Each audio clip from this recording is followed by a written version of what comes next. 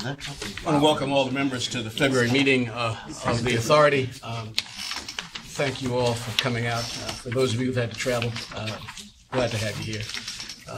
Welcome staff as well to the meeting today. Thank you for coming. The weather's about to turn a bit sour, I gather, so people are going to be a bit concerned about getting out of here. We're going to do that as quickly as we can.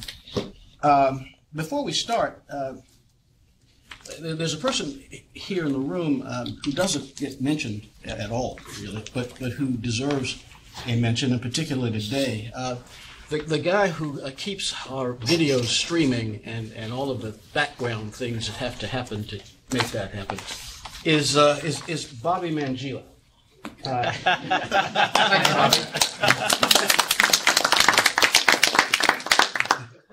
Bobby is a senior project analyst, and I wanted to do this for a couple of reasons, but the most significant is that tomorrow Bobby celebrates his 11th anniversary with DASNY.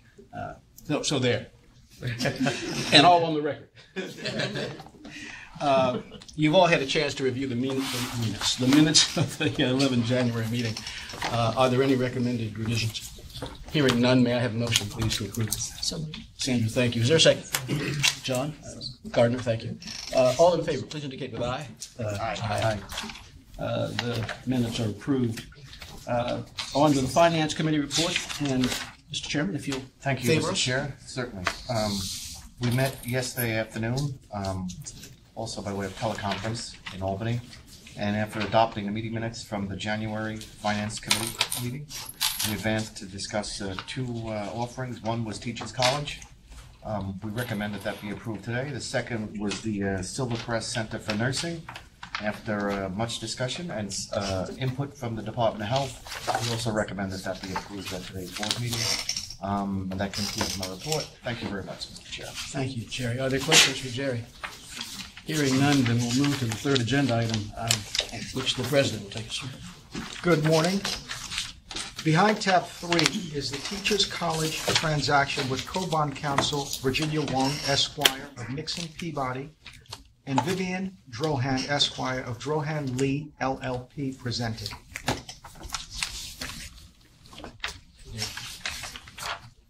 And Dave Ostrander.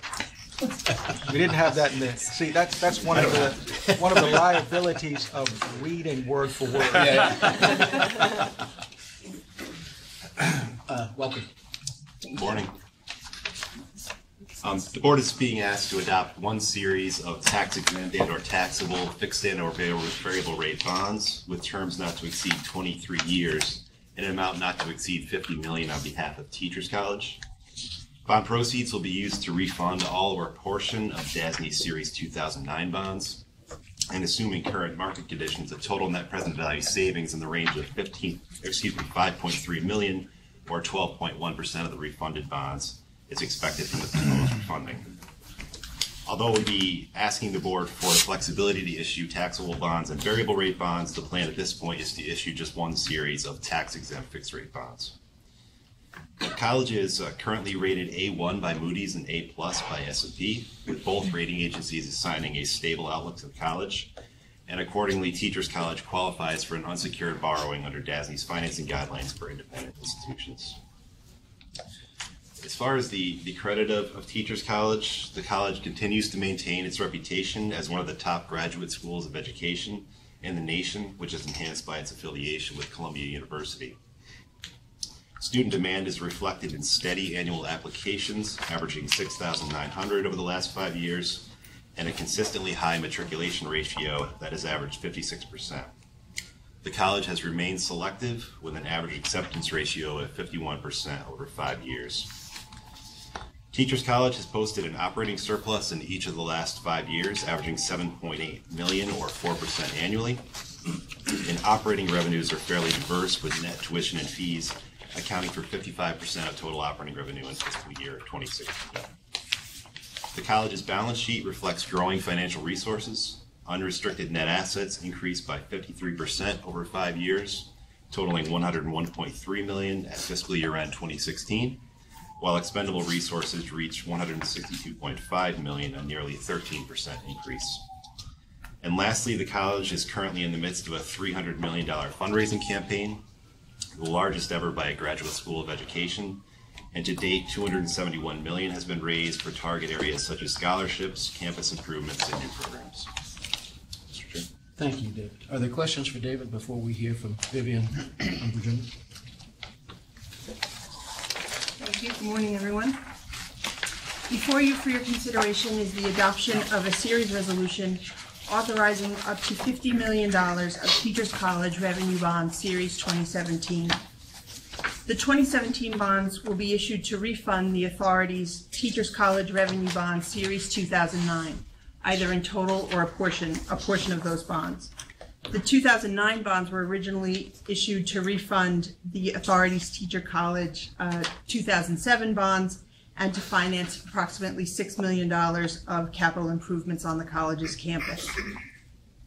Vivian, do you want to explain what the series resolution authorizes?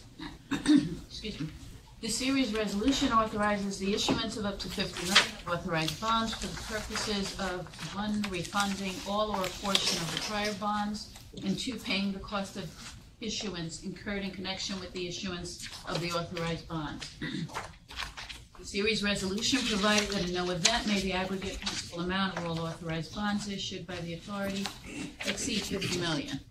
The series resolution delegates to various officers of the authority the power, among others, to determine with respect to the series of authorized bonds authorized by it the principal amount of authorized bonds to be issued, the date or dates on which the authorized bonds will mature, the rate or rates at which the authorized bonds will bear interest, the purchase price to be paid for the authorized bonds, the redemption dates and prices, whether any of the authorized bonds will be subject to purchase in lieu of option or redemption, whether any of the authorized bonds will be book entry bonds and a depository for them, and the rights of and security for any bank or insurance company, if any, providing a letter of credit or a financial guarantee insurance policy to enhance the authorized bonds.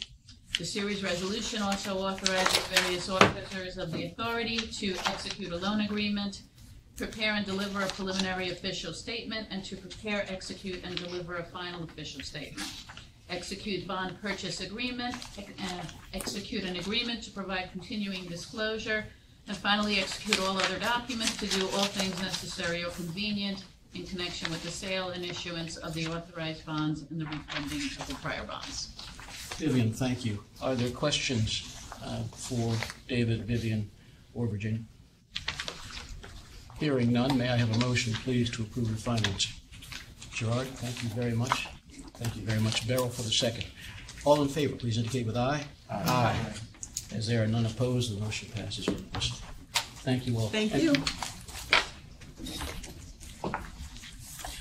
We're going to go on now to resolutions to proceed with new financings. And again, the President will take a sort. Behind tab 4 is the Silvercrest Center for Nursing and Rehabilitation transaction. Matthew Bergen will present the credit summary and staff report. Morning, Matt. Morning. The staff report provided to the members presents a 19-year bond issue in an amount not to exceed $18.5 million on behalf of the Silvercrest Center for Nursing and Rehabilitation. Silvercrest is a not-for-profit corporation that operates a 320-bed skilled nursing facility in Queens, New York, with 80 of its beds dedicated to ventilator patients. The projects that you're considering this morning include the refinancing of Silvercrest taxable mortgage loan with TD Bank, the refinancing of Silvercrest capital lease with the California First National Bank, as well as equipment purchases, renovations, and upgrades to the facility. The proposed bond issue is anticipated to be a tax-exempt private placement with TD Bank. As such, the bonds will not be rated, and the institution does not have an underlying rating. The security is anticipated to be a mortgage on the facility, a pledge of gross receipts, as well as the security interest in the furniture, fixtures, and equipment of the facility. Operationally, the institution results have fluctuated with positive margins in 2011, 12, and 15, and losses from operations in 2013 and 2014. In 2015, Vital Access provided grant monies bolstered the operating gain. The 2011, 12, and 15 operating margins, excess margins, and net profit margins were all positive and compared favorably to the 2014 medians. This is noted in the staff report. However, this is a relative comparison, as the statewide and DASNY medians are all negative with regard to operating margins, excess margins, and net profit margins. Regarding the institution, its strengths include the fact that it has high occupancy rates, it is a member of the New York Presbyterian Healthcare System, it has a large specialty service with 80 dedicated ventilator beds, and it has a 5-star rating from the Centers for Medicare and Medicaid Services, otherwise known as CMS. As noted, the risks include the institution is highly dependent on Medicaid for its reimbursement, as well as the fact that the institution has limited liquidity, even though it has benefited from vital access provider grant funds. However, the proposed refinancings will extend the existing maturities, thereby enhancing the institution's liquidity. As discussed in the staff report, the proposed refinancing would extend the existing maturity of the taxable mortgage from 2023 to 2036. However, the original maturity of this debt was 2031. In addition, the capital lease has an existing maturity of 2029, and this is proposed to be extended to 2036. Both of these extensions will be subject to tax law constraints. Mr. Chairman, at this time, I would ask the Department of Health to provide some insight into this financing. Thank you, Matt. Tracy? Thanks, Matt. Thank you, Chairman. I'd like to just reference, we did provide our letter of recommendation for this refinancing, and we do support it. And just a couple comments on the memo we provided. As Matt said, Silvercrest is an essential and needed facility in the Metro New York area, particularly serving the Queens community. Can I ask where in Queens is it? It's in Jamaica. Okay, Queens. I'll line up. It's actually adjacent to New York Hospital, Queens. Oh, I know exactly where it is. Right. It's been, as Matt indicated, it's been serving the community for a long time. It's a not-for-profit provider with a high quality standing. 5 stars at CMS is a high mark for quality. In addition to its essentiality is its provision of a large unit for ventilator-dependent patients. Given this and given other components, which I'll go through, they are currently participating in what we call the Vital Access Provider Program, which is state funding which is matched by a federal dollar to provide assistance for operations for initiatives to improve efficiency and quality. And as Matt indicated, they have been receiving these funds, but those funds are diminishing in the first quarter of 2017. In addition, this refinancing is a way to improve cash and cash flow, which is critical as this nursing facility is transitioning, as well as others, through Medicaid managed care and what we call value-based payments, switching from payments for each admission or discharge to payments for quality or value. This financing will allow the facility to become compliant. It'll improve debt service coverage ratios, which currently they are out of compliance with TD Bank, which is their lender. We have asked them in consideration of the maturity extensions to provide us a plan for the future, which shows that they would be sustainable from our benchmarks, which mean positive operations and cash flow, with the consideration of this financing and other initiatives, and that they would not be relying on further state assistance. And we've been satisfied with that plan. And then finally, the maturity extensions, I will note, are an exception to our current policy. The current policy does ask that the facility's extensions match up with what we call 120% of the depreciable asset life, because we like to match debt with depreciable assets. However, the exceptions were made here for the points I noted. This is a facility that is high quality and essential. This refinancing is part of a larger plan and provides needed cash flow relief. They're currently in a workout situation, if you will, with the bank, and the bank is taking this as a private placement and is supportive of this maturity extension. because it will improve debt service and debt service coverage.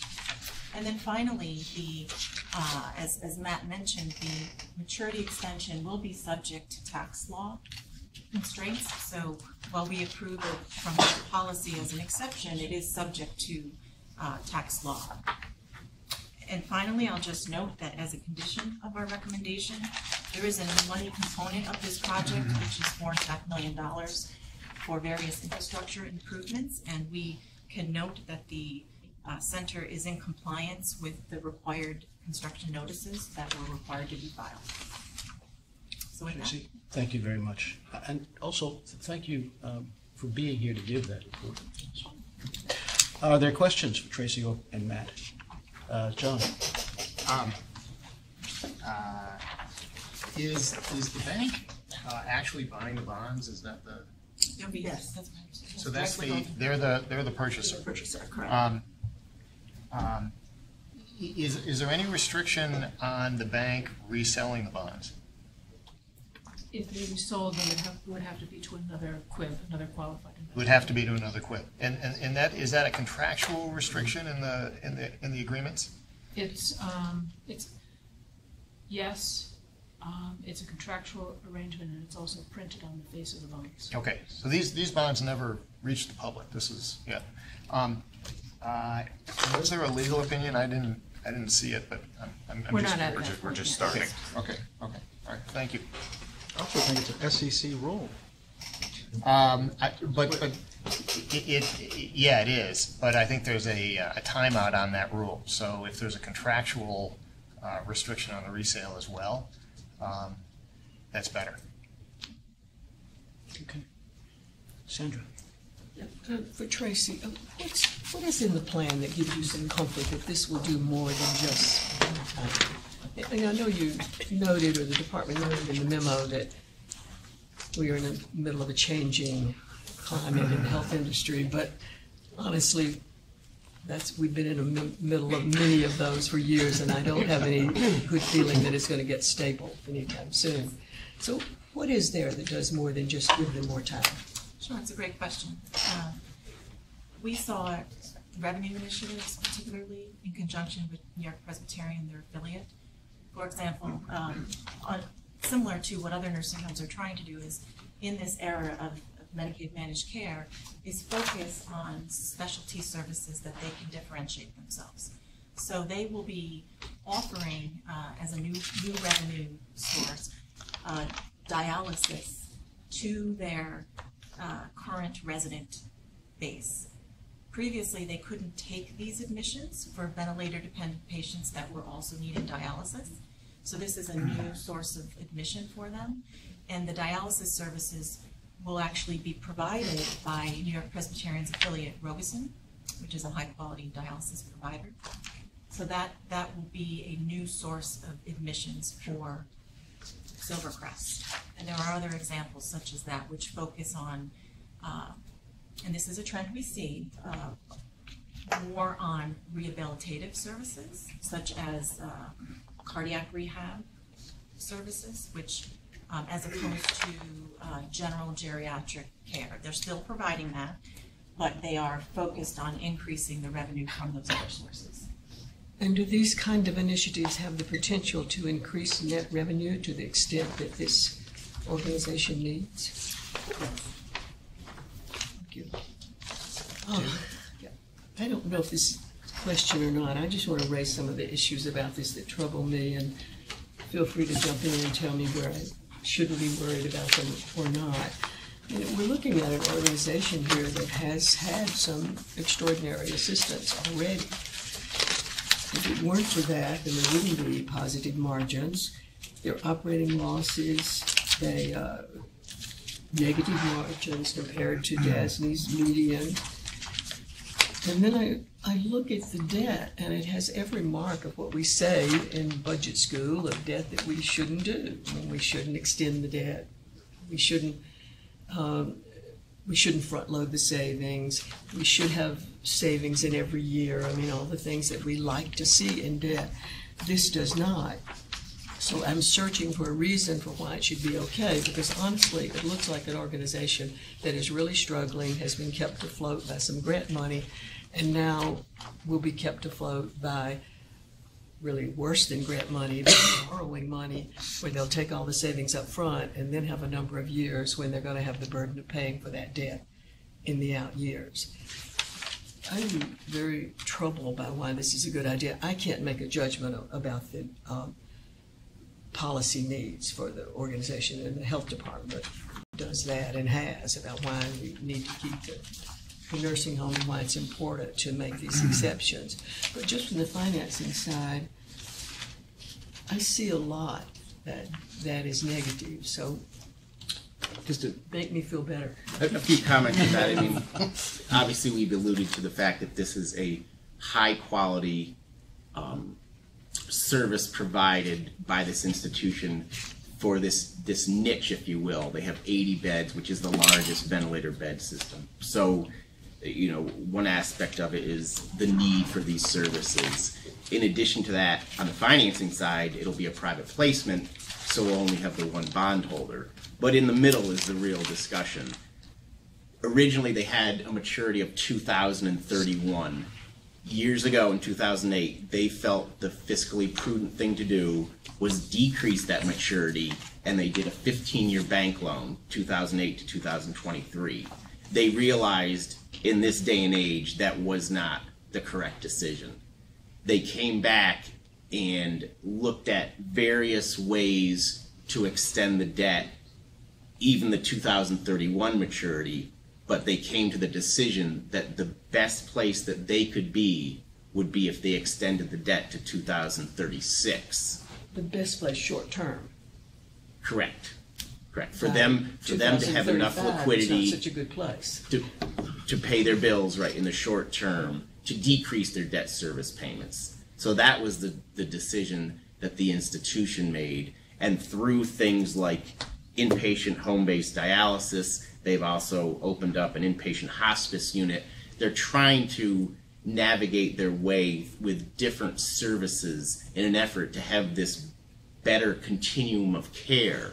At the same time, they need the liquidity, and they felt that they needed to extend the maturity. Again, the original maturity was 2031. So from that perspective, it would be a 5-year stretch from the original maturity. Obviously, the maturity today is 2023.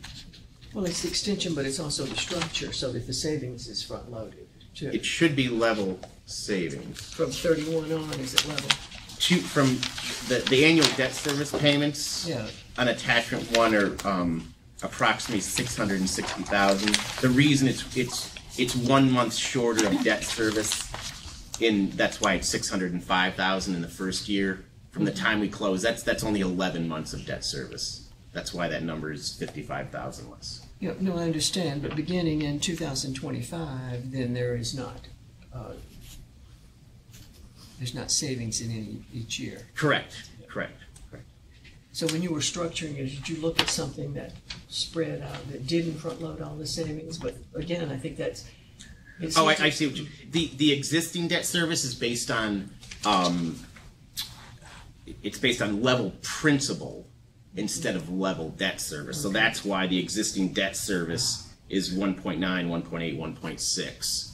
So that the current debt that they pay is level principal. Obviously, the interest is decreasing. The new debt service is projected to be just level debt service. But to your point, right, the gross savings are higher in the initial years.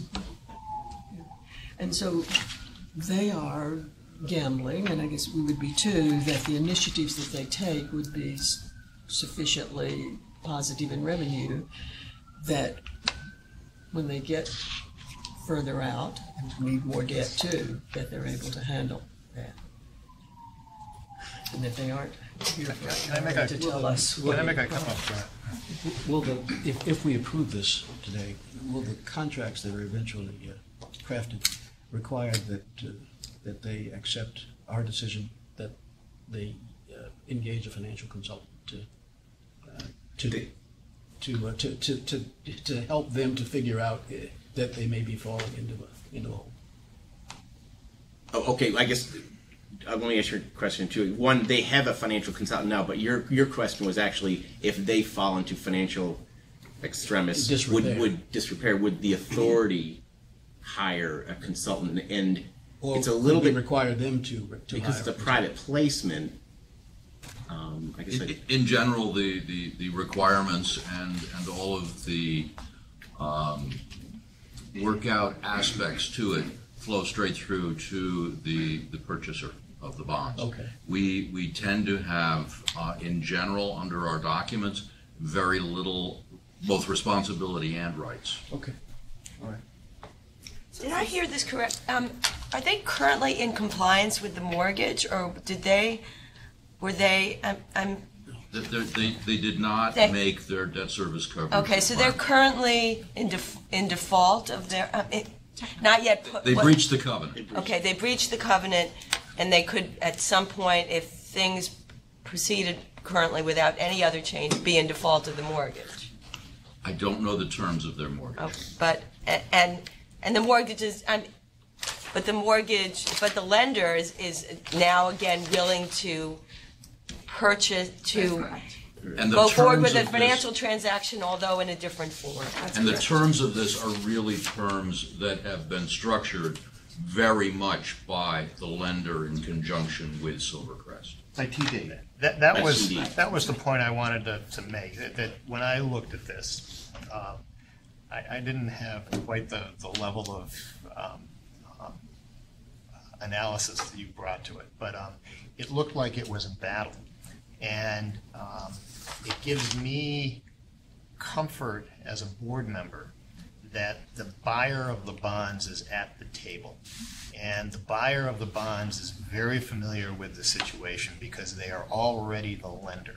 So and these bonds will not hit the public. These are bonds that, you know, maybe another institution can take a whack at them, but you know, the other institution will be a big boy or a big girl, whatever you want to, and that's okay. But this is different from what we're used to doing. But it's a negotiated, it's a negotiated transaction, and implicit in the package before you said a word, we have this memo from the Department of Health, and there's a message. This is a necessary facility. This thing has to go. So in my mind, at least, I'm taking all of that in, and that was why I asked the question. I mean, we're on the right. They can't. They're not going to flip these bonds. If they flip them, they're going to flip them to another big boy.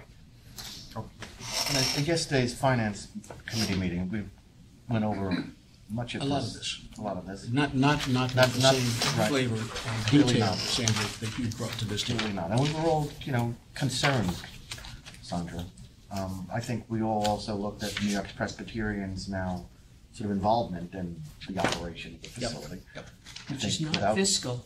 No, it's No, not. we understand. Right. No, we understand. They're bringing their level of expertise to the. Plus, I guess there is some synergy between the two, as far as patients coming out of the facility and going into that facility. It's a difficult transaction, but at the end of the day, I think we sort of looked at it from the perspective. Well, TD Bank is clearly a big boy, and the questions that were asked about the need to ensure that these bonds don't get out into the public. I mean, I think that's it's clearly a condition to us yesterday. So, but I understand everything you're saying, Sandra. What you say makes no real argument with it. Sandra, I think we recognize all the concerns that you had raised, but we did put it into the overall context, and certainly the policy context in terms of what was happening with the institution. The losses that they sustained, no doubt, were more pronounced because they had shortened up their maturity, right? And then at the same time, the Department of Health has given additional assistance, and the Department of Health has indicated to the institution that that's not something that is going to continue. So from the institution's point of view and their lender's point of view, they had to work with that set of factors to figure out what kind of financing would work for them on an ongoing basis, to the points that John was raising. And this was the package that they thought given sort of what was happening as far as the state assistance was concerned, and as Matt had noted, the debt service is actually level debt service. The implications of what you're seeing in terms of the savings has more to do with the structure of the existing debt. So I think, when we put all those things together, again, in that policy context, and given the involvement of TD Bank, it seemed to be a reasonable course of action. And I would just make one final comment, which is referenced in the middle of a paragraph in Matt's staff report, which has to do really with the nonprofit healthcare, particularly nursing home industry. And as Matt referenced in his staff report, the medians for profitability of these, both statewide and within DASNY's own portfolio, the medians are all negative. So these folks compare favorably to that, but recognizing that the industry is under great stress. And just to add to that, Larry, even though you see negative operations, from a cash flow perspective, they are cash flow positive. So that is typical in the nursing home industry, as Larry said. We do see our not-for-profits that have losses, but they do, not all, but do cash flow. And this refinancing is about cash and cash flow. We did take a hard look at this. We did go back and forth with Silvercrest quite a bit on this, and ultimately, as Portia explained too, it was, we thought, the best decision to make exception to our policy to allow them to be able to transition through this time. And for that, they do need the liquidity to do that. It's a transition. Tracy, what is the source of the money that they've had now, this grant? Is that a health department decision, or was that legislative initiative? What is that? That is appropriated vital access provider funding. It's been in existence for quite some time. It is matched by federal dollar, and it is for operations. But it wasn't appropriated by the legislature specifically for this nursing home. This is part of a larger. Yes, hospitals, clinics, nursing homes. So it was the department's decision that to award they this, should be awarded that. Yep. Along with many other not-for-profit nursing homes. There is a focus to preserve our not-for-profit nursing homes, because when we look at the landscape right now, there is now a larger percentage in the inventory of for-profits versus not-for-profits. This refinancing does give them the ability to have liquidity to invest in certain services and programs for their future. I walked in here leaning toward voting against this, but the comments and discussion have been very helpful, particularly from Tracy and Jonathan and others, and I do not maintain that. Thank you, Sandra. Unless there are additional questions.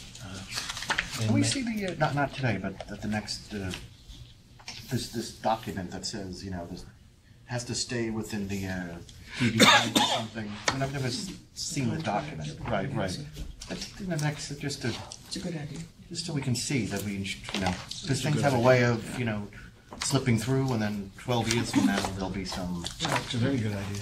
Thank you. So we should ask that. I would respectfully request that. Right. And I think, Sandra, we are sort of at the edge on this too. I mean, I don't think we certainly with the finance, we're drifting to the point where. We'll get there. Sandra, thank you for your analysis. It added your questions and their answers added a great deal to this discussion. Thank you very much for that. Unless there are other questions, may I have a motion, please, to approve the transaction? Tracy, thank you very much.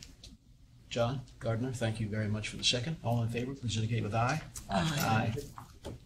The motion passes. Thank you very much, Matt. Thank you.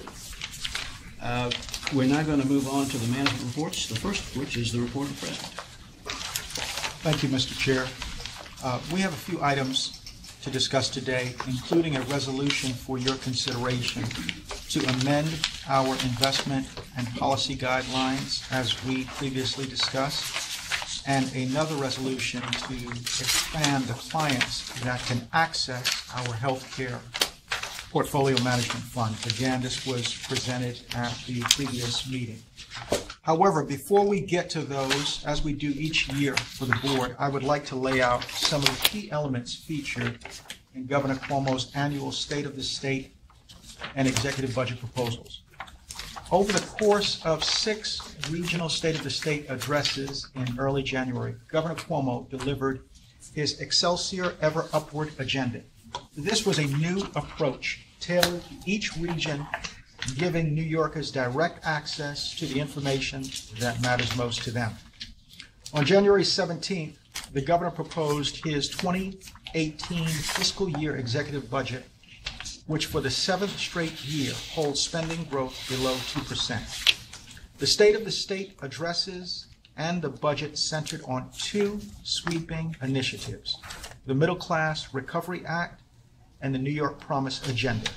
The centerpiece of the Middle Class Recovery Act is a tuition-free degree program at all New York State public colleges and universities for families and individuals earning up to $125,000.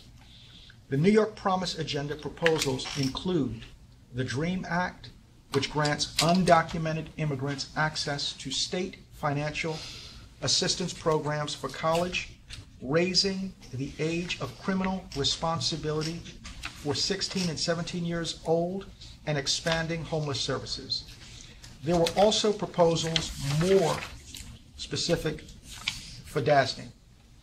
The budget proposes a New York Consolidated Laboratory project which would be constructed by DASNY on behalf of the New York Department of Health. The budget includes $150 million for this life sciences public health initiative, which would combine several outdated DOH laboratories from various locations in the capital region into one modern, efficient facility. The proposal would enable DASNY to use design, build, construction manager build, or construction manager at risk for the laboratory project. As we have discussed at prior board meetings, having the flexibility to use alternative delivery methods creates many opportunities to streamline construction while placing the risk for cost and schedule overruns on the private sector, saving taxpayers money and delivering the project with speed. The budget also includes a provision to extend design build to all state entities, enabling us to apply it to all DASNY projects as the state continues its effort to expand the use of this cost and time-saving procurement ability. Another measure in the budget would make permanent DASNY's authority to work for the Department of Environmental Conservation and the Office of Parks, Recreation, and Historic Preservation. This is an implicit endorsement of the quality of work we have done for them as part of the Governor's New York Works infrastructure program. The budget also supports the construction pipeline for our major clients at levels that should produce consistent spending for DASNY. We will continue to monitor budget negotiations, and I will provide another update in April when the new fiscal year starts. Now, I'd also like to highlight on Thursday, January the 26th, I delivered a keynote address at a dinner hosted by the Construction Managers Association of America's CMA Metro New York, New Jersey chapter. I highlighted the important role we are playing in delivering economic progress for the middle class. By financing and building classrooms, laboratories, and hospitals, we focused on our ability to generate jobs while helping New York State's colleges and universities attract the best educators in the world. As Governor Cuomo said in his State of the State addresses, education is at the center of our ability to ensure all New Yorkers, regardless of class, race, or gender, have access to the jobs of the new economy. Another very important point that we felt was important to highlight, we made clear not only is the work that they do directly with DASNY, funded almost entirely by municipal bonds, but so too is the work that they do for our finance clients and the clients of other issuers. So clearly, as a new Congress takes aim at eliminating that tax exemption, we encourage them to speak to their local representatives on behalf of all of us as we assume a leadership role in this fight to preserve the benefits of the tax exemption, which have net positive impacts for our state and certainly states across the nation. And as I would highlight, when you really look at the impact in New York State, and you see, DASNY, the MTA, New York City Transitional Authority, LaGuardia Airport, there is a significant multiplier effect and a benefit to tax-exempt financing. So that is a message that we continue to deliver and will push. Let's make sure. Next, we will hear from Kim Nadeau, who will discuss an amendment we are proposing to the investment policy and guidelines to add irrevocable letters of credit issued by a federal home loan bank to the list of acceptable collateral for certain deposits of funds. Kim? Just before you leave this, Gerard, on the Department of Health lab, do we have, assuming it's passed by the legislature, do we have any sense of a timeline on that, of when that might move? It is a long-term project if it's authorized. You would be looking at a runway of anywhere between a year or two at a minimum to 3 to 4 years on the outer edges. They have to select a site first, too. I don't believe there is a site selected yet. No, that's true. That's part of the process is of building any. Then they gotta design this thing? It's got to be They designed. gotta fit it out, they gotta build it. It's a long term. It has a runway to it. Okay, thank you. A Kennedy-sized runway rather than LaGuardia. That's one of the reasons why we would welcome and are pushing for alternative delivery, because we recognize some of the timing implications and want to shorten that runway to more like the new LaGuardia runway that's coming. Okay. Well done. Kim? With the new JFK runway that's coming after that. Well, that's a longer one. Thank you, Gerard. As Gerard mentioned, we are asking that you consider a resolution that would allow us to expand our use of collateral, the forms in our investment policy and guidelines. As you noted, the additional form of collateral would be a letter of credit that's issued by a federal home loan bank. Currently, our banks use Treasury securities to collateralize our funds. However, in 2005, the state did authorize use of these particular letters of credit for state funding purposes, for state collateral. And currently, the Comptroller's Office does have a $2 billion letter of credit issued by a federal home loan bank that secures its deposits. It's important to note at this point in time, the request for the extended type of collateral is not for any monies that are held under our bond resolutions. This is really for our operating and our disbursement accounts. It will really provide a minimization of risk for DASNY. 3 key areas. They are faster to liquidate, particularly in a market that is in flux, in a state of downturn, which would be the likely driver for us to actually have to call on this collateral.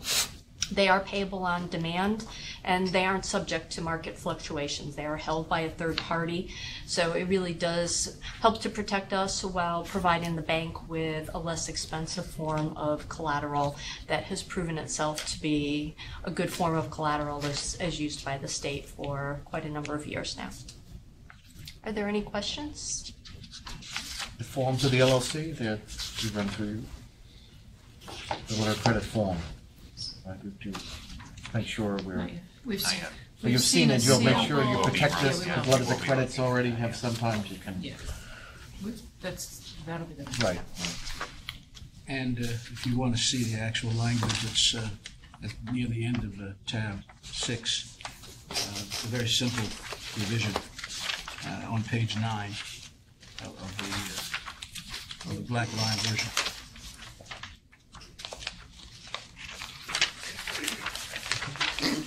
Are there any questions for Kim?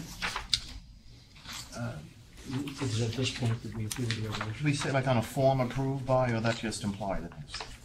The letter of credit form. I guess where I get concerned about the form. You're asking whether or not whether the authority's approval preceded the letter of credit. But it says here, we're looking to add this, right? Irrevocable letters of credit issued by Federal Home Loan Bank. Yeah. You know, on a form approved by council, or you're already just implied by that? I mean, I'm not looking to be difficult with it. No, that's very clearly understood, and it'll be noted in the minutes. And therefore not necessary to be included in the Okay. LC. Okay. Are there any other questions? Hearing none, may I have a motion, please, to approve the resolution as revised? Thank you very much, Sandra. Beryl, thank you very much for the second. All in favor, please indicate with aye. Aye. There are none opposed, the motion passes unanimously. Kim, thank you. Thank you. As it relates to public finance and portfolio monitoring, as previously discussed, we are also proposing that we expand the definition of clients that can access DASNY's Healthcare Portfolio Management Fund to include human service providers. You can find a copy of the resolution accompanying the memo behind tab 7. This $10 million fund was created in 1996 to help support healthcare organizations in DASNY's portfolio. The expansion to human service providers would enable DASNY to provide similar support to those organizations. And as you might recall, we did a presentation on this. We had a discussion at the previous meeting. We asked for the Department of Health to comment on that as well, and the kinds of protocols that we will put in place if we should have to access that. So I'll turn it over to Portia to discuss the fund recommendation in more detail. It's already indicated behind tab 7 is a memo outlining the portfolio management fund. I mean, I think Gerard's done a really good job of outlining what it is that we're seeking to do. I would note that there are also revised guidelines included in your package, as well as black line guidelines, which show the changes that we're making. And at this point, I don't know, Larry, if you have any background that you might want to share as far as history on the fund and also the proposed change to include the community services providers. Just two observations. One is that in its 20 years of existence, we have used the fund for 10 separate entities, totaling about $8 million, and approximately 90% of that has actually been repaid. And the other thing that I would note is that we currently have outstanding loans to about 35 human service providers, and since 2010, we have made those loans using proceeds of bonds that have been issued on a programmatic and unenhanced basis. So the purpose of this is simply to make the resources of the fund available in case of an appropriate circumstance for the human service providers. And this gives us flexibility, it gives us options that we wouldn't otherwise have if a problem emerged and we had to step in quickly. That's correct. We've received all kinds of information as a board. We should be thinking about this. How do we maintain the fund at $10 million if everything isn't repaid? It has been, most of the fund goes no place and sits there and earns in the fund. So it's simply invested.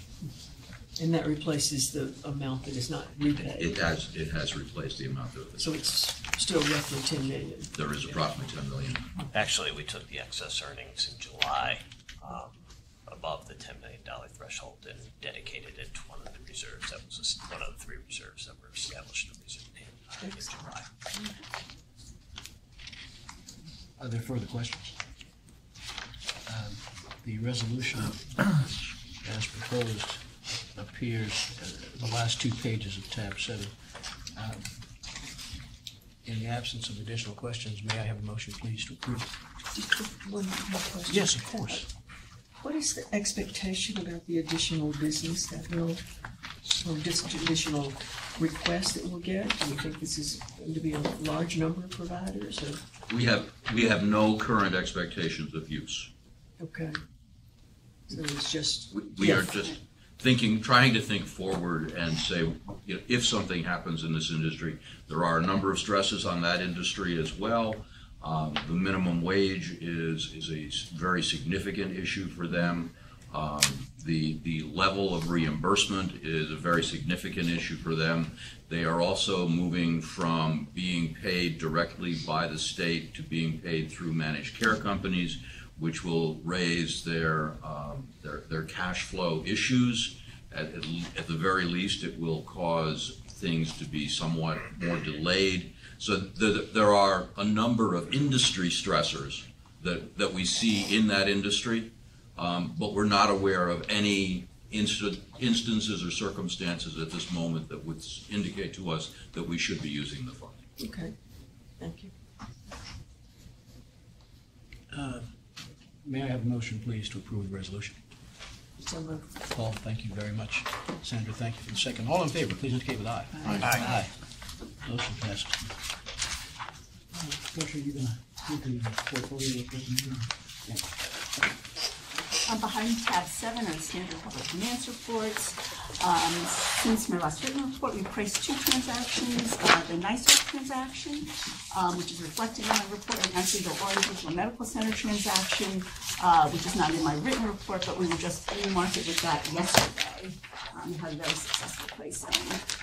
Just a brief market update. The Fed left rates unchanged at its meeting last week. Supply for this week is expected to be about $7.5 million, which is up from the supply the previous week. Municipal bond inflows have been modest over the last couple of weeks. Since the last board meeting, the 10-year and 30-year MMD have increased by 6 and 9 basis points respectively. And that concludes my brief market update, Mr. Chairman. Gerard, back to you. Thank you. Thank you, Portia. Thank you, Mr. Chairman. Before I turn the floor over to Steve for his monthly construction update, I wanted to highlight a great piece of news from one of our construction clients. SUNY University at Albany's Mohawk Tower has been awarded LEED Gold status by the U.S. Green Business Council. So this is a very important accomplishment on the part of our efforts and the part of our construction unit. So, great news. We renovated the 24-story, 440-bed residence hall to include highly durable and sustainable materials with contemporary natural finishes that both modernize and green the building's interiors. Mohawk Tower is one of 3 LEED certifications, including the Staten Island Courthouse and Buffalo State Tower 1. I'm proud to say these certifications bring our total LEED certified projects to 40. I'll turn it over to Steve Kuro. Thank you. Behind tab 8 are the 3 standard construction division reports. On the cover of the construction projects report is a photograph of a recently completed renovation project for Oasis. It's the Odyssey House on Ward's Island. The scope of the project was a gut rehab of the 50,000 square foot facility. Challenges included the existing load-bearing walls and the condition of them, the lack of a steel frame, and the installation of new mechanical systems into the existing dated structure. We also added a multi-purpose room for the users on the 3rd floor. The budget was $25.7 million. The design consultant was Think Architecture. Design started in March of 2010 and completed in September of 2012. Lettieri Construction Corp. was the general contractor. Construction started in December of 2012. It was a phased approach given the occupancy of the facility during construction, and it completed in February of 2017. This is a modified service project for DASNY where we don't hold either the design or construction contracts, but we do provide the construction administration services throughout the project. I also have some additional photos that I'll pass around.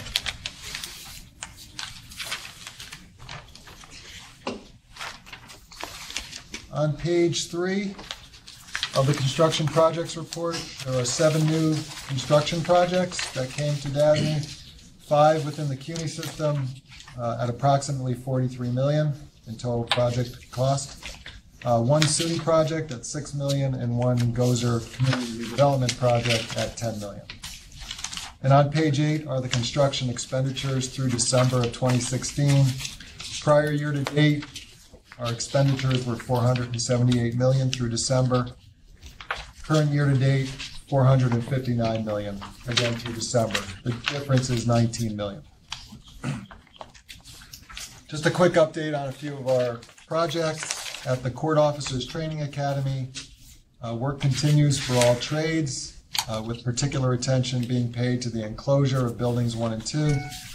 We had windows delivered for the project in late January, and installation has begun and will continue into mid-March. Finish work has begun in Building 1. Exterior utility work is ongoing, and MEP work continues in Building 2.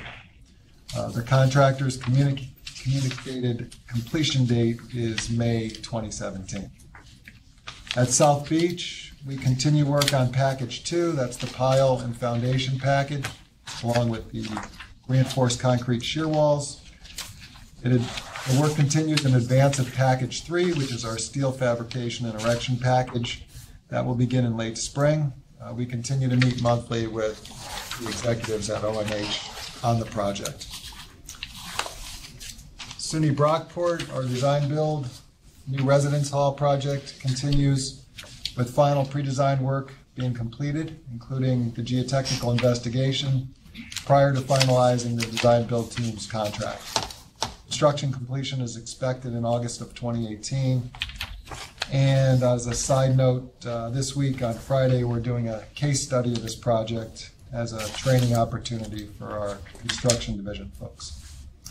SUNY Purchase, the 100% design docs for the new residence hall are in final design review. We anticipate a bid date of March this year.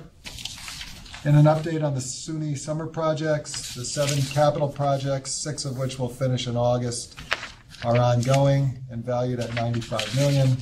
We're up to 33 summer projects with funding in at around $28 million. So at this point, we're funded for approximately $123 million worth of projects that should finish in August. Lastly, on NYCHA, the $42 million security installation program. Installation activities continue at many of the scheduled developments, including scoping, cost estimating, environmental surveys, construction, and turnover of completed projects to NYCHA. On the appliance purchase and installation program, $11 million program, efforts continue with plans in place to increase delivery beginning in March based upon our vendors' ability to acquire appliance stock. And lastly, last week we received the go-ahead for the quality of life projects with total value of $47 million. We will be meeting with NYCHA tomorrow to kick off that effort. That concludes my report. Are there questions for Steve? Hearing none, we're going to allow the president to finish his report. We are finished, Mr. Chair. All right. Good enough. Thank you, Gerard. I think the last report of the day is that of the General Counsel. Thank you, Mr. Chairman. 2 things, I'll be brief on each. Before the board for consideration is a declaration of intent resolution requested by the Department of Mental Hygiene on behalf of 2 voluntary agencies with mental health facilities that will be permitted by OMH and financed in part using proceeds of DASNY tax-exempt bonds. Under current Internal Revenue Service regulations, these projects have a 1 to 2 year runway. You have to design it, get it permitted, get it constructed. Under current Internal Revenue Service regulations, in the absence of a declaration of intent resolution, the voluntary agencies would only be able to look back and recover costs 60 days. By passing this resolution today, any costs from this day forward would be eligible for reimbursement out of bond proceeds. It's a necessary step. It does not obligate DASNY to issue the bonds at a later date or buying that vote. That's a separate discussion for later, but it does position the voluntary agencies to maximize funding for each of these facilities. The facilities are described briefly in the resolution, and the total value of both projects is approximately $19 million. We've reviewed this and prepared the resolution, have no legal objections, and recommend its adoption. Thank you. The resolution appears directly behind Mike's memorandum, behind tab 9. Are there any questions? There being no questions, may I have a motion, please, to approve the resolution? Adrian, thank you very much. John, thank you for the second. All in favor, please indicate with aye. Aye. Aye. The motion passes unanimously. Thank you, Mr. Chairman. And one other matter that is in the nature of an update, no action is required. We had a change that we wanted to alert the board to on our pre-approved list of underwriters council. It seems that the majority, if not all, of the public finance department of Winston and Strawn has moved over to the firm Catton, Mitchin, Rosenman LLP. The issue comes up. They ask us. They notify us that this change is occurring, and they ask us if there's anything that they need to get or secure or provide us with. And we do ask them for a materials packet on their new firm, explaining their skills, their support, and everything. We've done all of that and reviewed all of that. What I want to point out is that the underwriters panel, it's a pre-approved panel that we establish here, but it's not our council relationship. So it's actually the underwriters council. So these are people that we've looked at, and if they're working on our transaction, we've more or less pre-approved them for our use. But most importantly, in this particular case, the attorneys involved were on the are involved as underwriters council on the Orange Regional preliminary official statement that had to be released last week, and they are also involved on the Columbia deal. So it was very important that we deal with this administratively, and we didn't feel the need to call a special meeting of the board again because it's not our council relationship. It is a list. And our RFP did leave the door open for this type of a change if it needed to occur. So it's very consistent with how we set things up for this particular panel. Thank you. They're a good firm. They're a Chicago-based firm, Catton Mitchin. Yeah. So who will serve as counsel on those two financings as underwriters counsel? Winston and Strawn, or? It's going to be the new firm, Catton Mitchin, and they may need to, depending on how things split, if there's attorneys on both, there may be a little sharing going on to get through these transactions, but we haven't sorted all of that out yet. All we can say is we didn't delay either party's transaction from going forward, and we wanted to report to the board that this is what happened. So like the whole practice group of the over to whatever. Yes. Winston might like to still be the underwriters council. in one case, the underwriters council is, as described in the OS, is just the new firm, and in the Columbia case, we learned late yesterday that they actually the underwriter wants to have both firms as co-counsel because of the work that was done. We don't decide that. Right. That's their decision. That's right. Correct. That's exactly. And that's what matters. Good luck. You're just giving the firms like the Good Housekeeping seal of approval, basically. More or less, Jerry. That is the thing. If we saw something we didn't like, we would have another discussion at the time. But we like everything we see, so we have no objections. Are there other questions for Mike?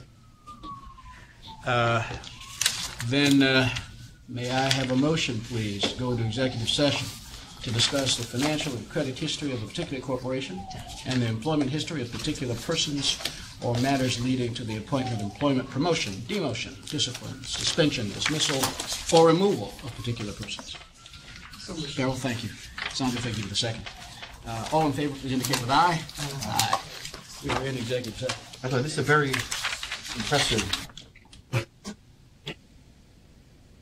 The record will reflect that the board has just left an executive session, closed session, during which no decisions were made other than to return to the public session. Is there any further business to come before the board? Hearing none, may I have a motion, please, to adjourn? Thank you, John. Thank you very, very, very much, Gerard. All in favor, please indicate with aye. Aye. There are none opposed. We are adjourned. Thank you. Do you have a few minutes?